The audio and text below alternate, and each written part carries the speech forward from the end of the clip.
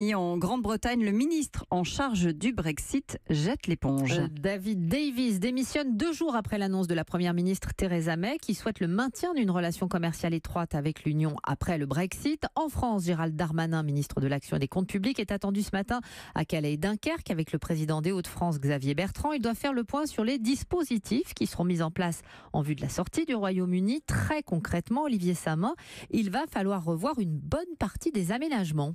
Aujourd'hui, il n'y a pas de formalité douanière sur les marchandises qui transitent par le tunnel sous la Manche ou par les ports de Calais et de Dunkerque. Ce ne sera plus le cas avec le Brexit. Le Royaume-Uni devenant un pays tiers, les formalités douanières seront rétablies 2 à 4 minutes à chaque fois, ainsi que les contrôles, même s'ils ne seront pas systématiques, sans oublier l'intervention des services vétérinaires pour toutes les importations de viande et d'animaux vivants.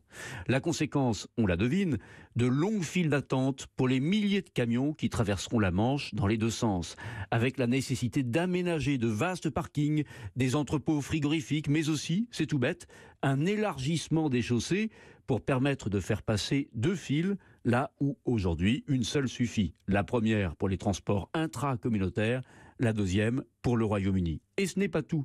À l'échelle de toute la France, 700 douaniers vont être embauchés en 3 ans.